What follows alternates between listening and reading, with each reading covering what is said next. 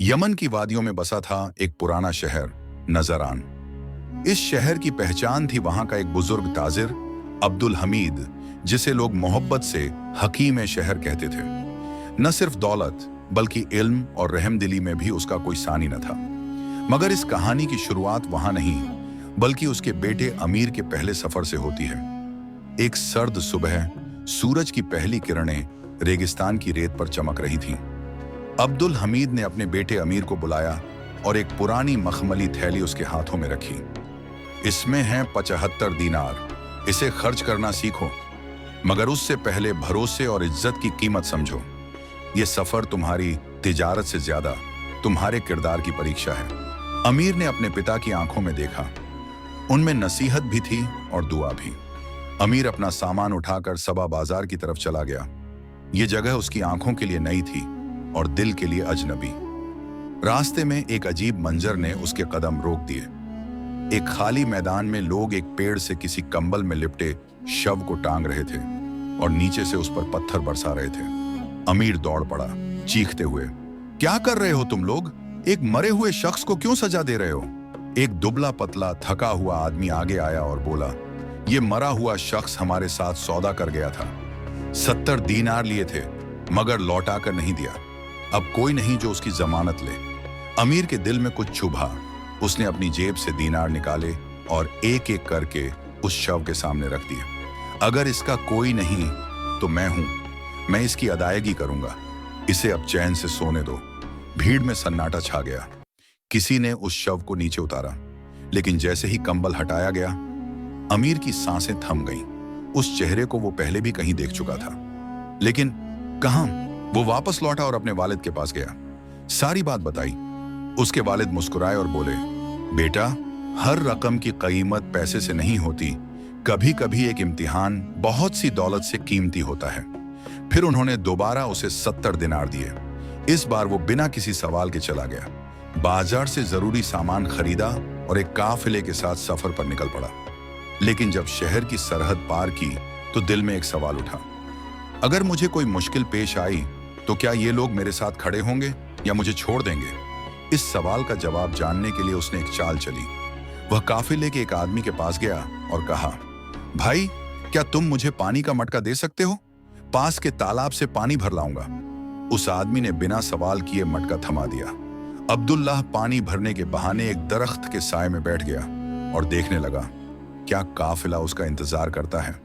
कुछ देर बाद उसने देखा कि काफिला उसे पीछे छोड़कर आगे बढ़ गया। किसी ने मुड़कर भी नहीं देखा। अब्दुल्लाह ने गहरी सांस ली और मायूस होकर बोला, अगर मैं किसी हादसे का शिकार हो जाऊं तो ये लोग मुझे कभी याद भी नहीं करेंगे। वह वापस शहर लौट आया। कुछ दिनों बाद उसने फिर कोशिश करने की ठानी।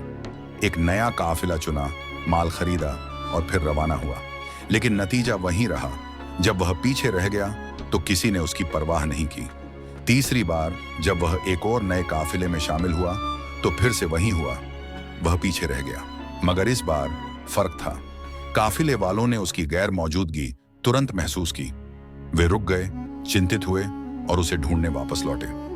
जब अब्दुल्लाह को ढूंढ कर लाया गया तो उसके दिल में इत्मीनान उतर आया। ये लोग मेरे सच्चे साथी हैं, उसने सोचा। अब मैं इन पर हर तरह से भरोसा कर सकता हूं। काफिला सफर पर निकल पड़ा। शाम का वक्त था जब वे एक वीरान मकान के पास पहुंचे। वहीं पड़ाव डाला गया, खाना पकने लगा। तभी दूर सहारा की बस्ती से एक नौजवान आया। चेहरे पर बहादुरी की झलक, आंखों में नर्म तेज।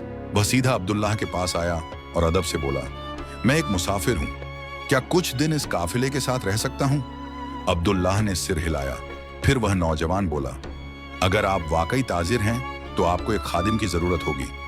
अब्दुल्लाह ने हैरानी से उसकी तरफ देखा और पूछा, तुम क्या कर सकते हो? उधर काफिले के बाकी लोग तय कर चुके थे कि हर रात एक आदमी पहरेदारी करेगा ताकि बाकी लोग सुकून से सो सकें।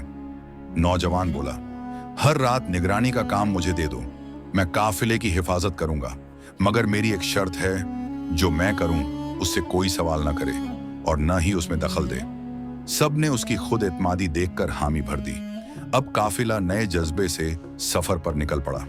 हर रात जब काफिला सोता, वह नौजवान खामोशी से पहरे पर खड़ा हो जाता।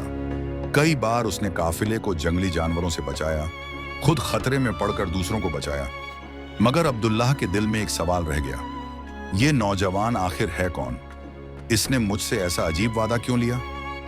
एक रात काफिला जंगल के करीब रुका। सब सो रहे थे और नौजवान पहरे पर था। तभी दूर एक रोशनी दिखी। किसी खेमे में आग जल रही थी। वह समझ गया कि कोई खतरा है। वह बिना किसी को जगाए चुपचाप झाड़ियों की आड़ से आग की ओर बढ़ा। वहां डाकुओं का गिरोह बैठा था। वे अगले दिन काफिले पर हमला करने की योजना बना रहे थे। नौजवान ने उनकी बातों को गौर से सुना और फिर चुपचाप उनके सामने आ गया। डाकुओं ने पूछा, तू कौन है? वह बोला, मैं भी चोर हूं, मुझे भी अपने गिरोह में शामिल कर लो। डाकू बोले, अगर तू वाकई चोर है तो हमारे साथ लूट मार कर। नौजवान बोला, इस काफिले को लूटने का क्या फायदा? क्यों ना बादशाह के खजाने को लूटें? डाकू उछल पड़े, तू हमें वहां ले चल। वे सब शहर की तरफ रवाना हो गए। आधी रात को वे महल पहुंचे। दीवारें ऊंची थीं, मगर नौजवान छलांग लगाकर ऊपर चढ़ गया और रस्सी नीचे फेंक दी। जैसे ही एक एक डाकू ऊपर चढ़ता, वह उन्हें चुपचाप मार डालता। जब डाकुओं का सरदार ऊपर चढ़ा, उसे भी मार डाला। फिर उसने लाशों को खजाने के कमरे में फेंका। तभी उसने तख्त पर एक खतरनाक सांप देखा और तलवार से एक ही बार में उसे खत्म कर दिया। इसके बाद वह बादशाह की ख्वाबगाह में गया, सामान उलट पलट दिया और बादशाह की टांग पर एक निशान बना दिया। फिर वह चुपचाप वापस लौट गया। काफिले में सब सोते रहे। सुबह बादशाह ने सब देखा, कमरा बिखरा हुआ, खजाने में लाशें और एक सांप मरा हुआ। उसने ऐलान किया, जो भी बता सके कि रात को क्या हुआ, उसे इनाम मिलेगा। बहुत लोग आए, पर कोई सच्चाई न बता सका। आखिर जब बादशाह को खबर मिली कि एक ताजिर का काफिला शहर के करीब है, उसने उन्हें बुलवाया। सबने कहा, हमें कुछ नहीं मालूम। तभी अब्दुल्लाह का नौजवान खादिम बोला, मेरा मालिक सब जानता है। अब्दुल्लाह सकपका गया, गुस्से से उसकी ओर देखा, मगर नौजवान ने कहा, आपने मुझसे वादा किया था, सवाल नहीं करना। बादशाह के बुलावे पर वे दरबार पहुंचे। खादिम बोला, मैंने नहीं देखा, मगर मेरे मालिक ने देखा और मुझे सब बताया। बादशाह ने कहा, बताओ क्या हुआ था? खादिम ने पूरी कहानी सुना दी, डाकू, सांप, निशान, सब कुछ। बादशाह ने अपनी टांग देखी, निशान मौजूद था। अब वह यकीन कर बैठा, तुमने मेरी और खजाने की जान बचाई है। बताओ क्या इनाम चाहिए? नौजवान बोला, मालिक इनाम का हकदार है, मैं नहीं। बादशाह ने अब्दुल्लाह को सोने जवाहरात से भरा संदूक दे दिया। वापसी में अब्दुल्लाह हैरान था, ये कौन है, क्यों मेरी मदद करता रहा? आखिर उसने पूछ ही लिया, तुमने झूठ क्यों बोला? तुम कौन हो? खादिम मुस्कुराया, तुम मुझे नहीं जानते, पर मैं तुम्हें जानता हूं। पहले तुमने एक नेक काम किया था, आज मैंने वो कर्ज चुका दिया। अब मेरा वक्त पूरा हुआ। यह कहकर वह तेजी से गया और नजरों से ओझल हो गया। अब्दुल्लाह देर तक देखता रहा। क्या वह इंसान था या फरिश्ता, या फिर किसी नेकी का साया?